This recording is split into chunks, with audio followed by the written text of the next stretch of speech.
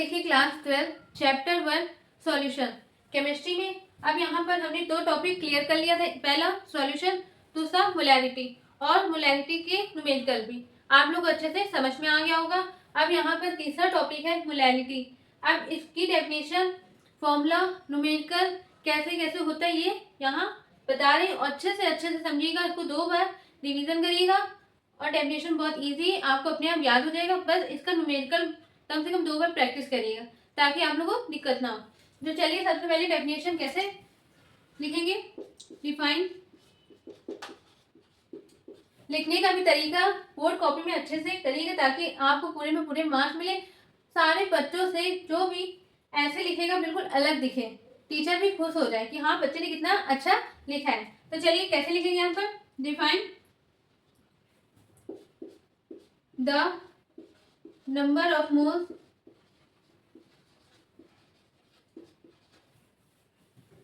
present in 1 kg of solvent is known as molarity। क्या बोला गया है, the number of moles present in 1 kg of solvent is known as molarity. अब यहाँ पर 1 kg है और किसमें होना चाहिए, सॉल्वेंट होना चाहिए, ठीक है, बाकी सब सेम है। Number of moles of solvent upon में यहाँ पर फॉर्मूला क्या होगा, m equal to number of moles upon weight of solvent, ठीक है, और किसमें होना चाहिए, किलोग्राम में होना चाहिए। अगर ग्राम में होगा तो 1000 से मल्टीप्लाई कर देंगे, जैसे हमने मोलैरिटी में किया था। वॉल्यूम ऑफ सॉल्यूशन किसमें होना चाहिए, लीटर में होना चाहिए। अगर वो मिलीलीटर में होगा तो 1000 से क्या कर देंगे, मल्टीप्लाई कर देंगे। ऐसे यहाँ पर है 1 किलोग्राम ऑफ सॉल्वेंट, मतलब किलोग्राम में ही होना चाहिए। अगर मान लीजिए क्वेश्चन में आ जाए, मान लीजिए 1 ग्राम या कुछ भी आ जाए, 5 ग्राम 50 ग्राम, तो 1000 से आपको मल्टीप्लाई करके ही आंसर लाना है, वरना आंसर क्या आ जाएगा, रॉन्ग आ जाएगा। तो चलिए आप इसको किससे रिप्रेजेंट करते हैं, मतलब इसका सिंबल क्या होता है, तो लिखेंगे क्या, it is represented by small M. Molarity का सिंबल था कैपिटल एम, मोलैरिटी का सिंबल क्या है, स्मॉल एम। ये ध्यान दीजिएगा, सिंबल में बहुत हम लोग का काम आता है। बच्चे क्या कर देते हैं, अक्सर स्मॉल एम लिख लेते हैं और क्या हो जाता है, गलत हो जाता है मोलैरिटी में। तो सिंबल, हर सिंबल का अलग अलग नाम होता है, ठीक है। अब इसके बाद हम आते हैं फॉर्मूला में। फॉर्मूला क्या होता है, therefore molarity equal to number of moles of solid. बिल्कुल सेम है जैसे हमने मोलैरिटी में लिखा था, number of moles of solid upon में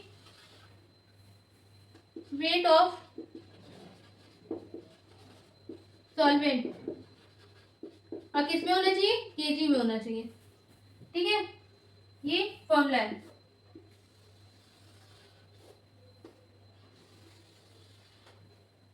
ठीक है। अब इसके बाद इसका सिंबल क्या होता है, m equal to number of moles and upon weight capital W। यहाँ पर वेट ऑफ सॉल्वेंट को कैपिटल W से रिप्रेजेंट करेंगे और यहाँ पर क्या होना चाहिए, केजी होना चाहिए, किलोग्राम में होना चाहिए, ठीक है। और इसको दूसरा किस तरीके से, अगर ग्राम में हुआ m equal to number of moles W, अगर क्या हुआ, ग्राम में हो गया तो क्या करेंगे, इंटू 1000 से मल्टीप्लाई, दूसरा ये फॉर्मूला, ठीक है। अब आप लोग को अच्छे से समझ में आ रहा होगा। n अपॉन W, केजी में अगर है तो सिंपल ऐसे सॉल्व करेंगे, अगर ग्राम में है तो क्या कर देंगे, 1000 से मल्टीप्लाई। और यहाँ पर n क्या है, आप लोग अच्छे से पता है, रियल n है नंबर ऑफ मोल्स। अब आप लोग को निकालना भी आ गया, इसका फॉर्मूला होता है W upon MO। W small W और कैपिटल W का आप लोग को समझ में आ रहा होगा। यहाँ पर स्मॉल W क्या बोल रहा है, वेट ऑफ सॉल्वेंट, और यहाँ पर कैपिटल W क्या बोल रहा है, वेट ऑफ सॉल्वेंट। ध्यान दीजिएगा, सिंबल भी अलग है, नाम भी क्या है, अलग अलग है, तो कंफ्यूज मत होइएगा। तो चलिए दूसरा, m equal to W upon MO, molecular mass है, ठीक है। फिर इंटू नहीं, यहाँ पर इंटू W kg, एन की वैल्यू क्या कर दी हमने, पुट कर दी। अब यहाँ पर ऐसे यहाँ पर लिख देंगे W upon MO into W ग्राम में, ये हो जाएगा इंटू 1000।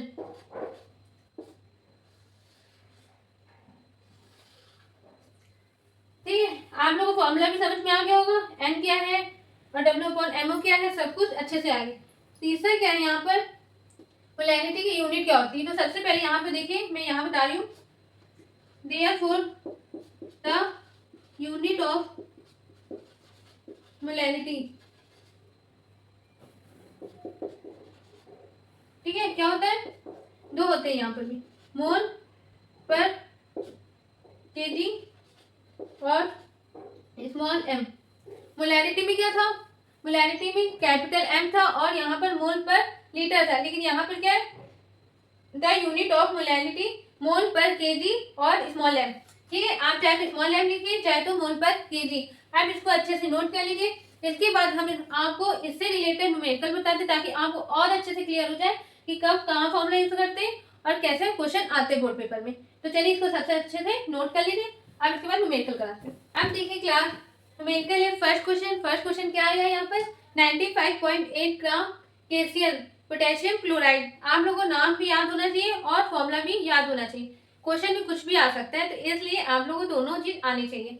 डिसॉल्व इन 500 ग्राम, किसमें, वाटर में। Calculate the molarity of this solution. और यहाँ पर आपको दे भी रखा है, पोटेशियम का दे रखा है 39 एटॉमिक मास, क्लोरीन का दे रखा है 35.5। अच्छी बात है, पेपर में आते भी अक्सर, आप लोग यहाँ पर दे रखा है। अब देखिए यहाँ पर सॉल्यूशन करेंगे, तो सबसे पहले हम क्या लिखेंगे, गिवन। अब गिवन क्या है, small w equal to 95.8 gram weight of solid. अब यहाँ पर ये क्या है, कैपिटल W। पहले मोलिकुलर मास निकाल लेंगे यहाँ से, MO K प्लस Cl। यहाँ पर K की वैल्यू रखते हैं 39 प्लस Cl की रखते हैं 35.5। इसको ऐड करेंगे तो 74.5 आ जाएगा। ठीक है, अब इसके बाद यहाँ पर क्या, कैपिटल W दे रखा है 500 ग्राम में दे रखा है, और हमको किस में देना चाहिए था, वैसे क्वेश्चन में दे रखा है ग्राम में, और किस में कन्वर्ट करना है हमको, किलोग्राम में। तो किलोग्राम में कन्वर्ट करने के लिए फॉर्मूला कौन सा लगाएंगे, इंटू 1000 वाला। तो चलिए फॉर्मूला अप्लाई करते हैं। M इक्वल टू, हाँ, W upon MO into W gram into 1000। ठीक है, अब यहाँ पर वैल्यू पुट कर देंगे। W हमको दे रखा था 95.8 इंटू 1000 अपॉन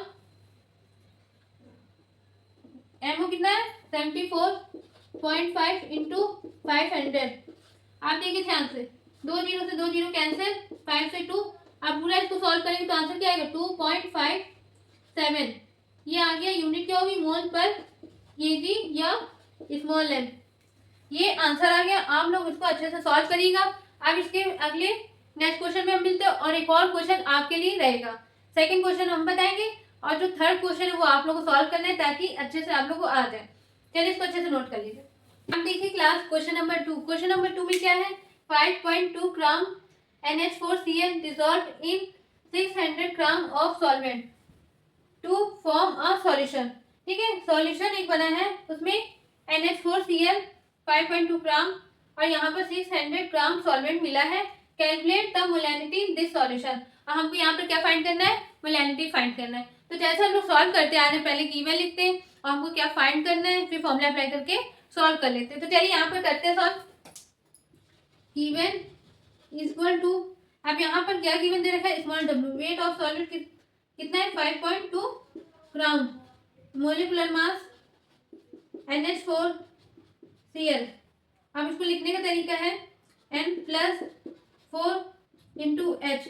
4 यहाँ क्यों लगाया है, क्यों, क्योंकि H कितना है 4 है, मतलब H यहाँ पर 4 है। ठीक है, प्लस Cl। अब इसको सॉल्व करेंगे तो 14, नाइट्रोजन का एटॉमिक नंबर कितना होता है 14, प्लस 4 हाइड्रोजन का एटॉमिक नंबर 1, क्लोरीन का 35.5।